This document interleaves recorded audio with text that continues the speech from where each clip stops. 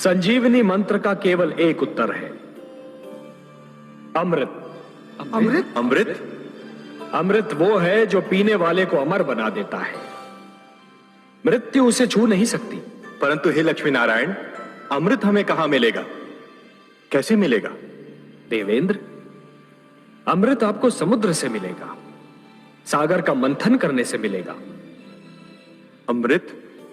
परंतु हे जगदीश्वर, हमें तो अमृत के विषय में कुछ भी ज्ञान नहीं। हे देवराज, जिस प्रकार दूध के भीतर माखन छिपा तो होता है, परंतु वो मिलता तभी है जब दूध को मथा जाता है, उसी प्रकार समुद्र के भीतर अनेक पदार्थ छिपे हैं, अनमोल रत्न छिपे हैं। उन्हें केवल मंथन के द्वारा ही निकाला जा सकता है। अमृत उनमें सबसे अनमोल है। सत्य तो यह है देवगण कि मंथन मथने और खंगालने की उस क्रिया का नाम है जिसके द्वारा स्वयं के भीतरी गुणों और अवगुणों की खोज की जाती है। मानव यह मंथन प्रतिदिन करता है। वो प्रतिदिन स्वयं को मथता है, खंगालता है और स्वयं के भीतरी गुणों और अवगुणों को बाहर निकालता है। आश्चर्य तो यह है कि वो मानव होकर भी इस क्रिया से परिचित है और आप देवता होकर भी इस क्रिया से अपरिचित हैं। पर हे लक्ष्मीपति, हम समुद्र का मंथन करेंगे कैसे? मंथन मथानी और डोरी की सहायता से किया जाता है। मैं आपके लिए मंदर पर्वत को मथानी बनाऊंगा और वासुकी नाग की डोरी दूंगा। परंतु एक तीसरी वस्तु की भी आवश्यकता होती है देवगण, जिसका प्रबंध आपको स्वयं करना होगा। और किस सामग्री की आवश्यकता होती है सर्वेश्वर? डोरी को खींचने और मथानी को डुलाने के लिए 2 दलों की आवश्यकता होगी देवेंद्र, जो डोरी को 2 छोरों से पकड़कर खींचेंगे। उनके बिना तो मंथन संभव ही नहीं है। बिल्कुल वैसे ही जैसे दूध मथने के लिए 2 हाथों की आवश्यकता होती है। तो हम देवता आधे एक छोर पकड़कर आधे दूसरा, यह कार्य तो सरलता पूर्वक कर सकते हैं। मंदर की मथानी को डुलाना है देवेंद्र, वासुकी नाग की डोरी को खींचना है। संजीवनी मंत्र के प्रभाव ने आपकी संख्या को घटा दिया है और आपकी घटी हुई छोटी सी संख्या इतना महान कार्य नहीं कर सकेगी।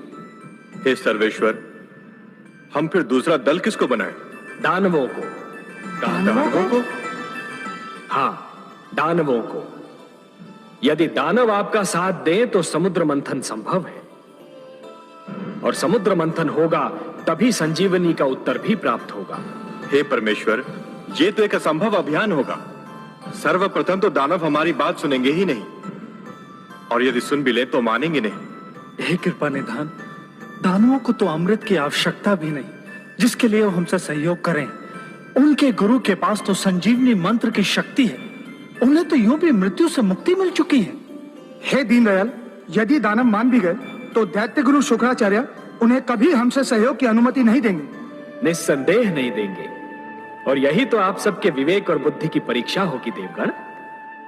आपको दैत्य गुरु शुक्राचार्य को भी अपने तर्क से संतुष्ट करना होगा। पर हे देवेश्वर, उनके आगे हम क्या तर्क रखेंगे?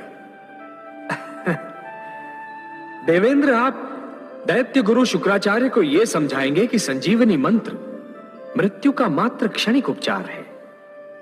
संजीवनी जीवन की एक ऐसी कुंजी है जो खो भी सकती है, जो टूट भी सकती है, परंतु अमृत मृत्यु का स्थायी उपचार है।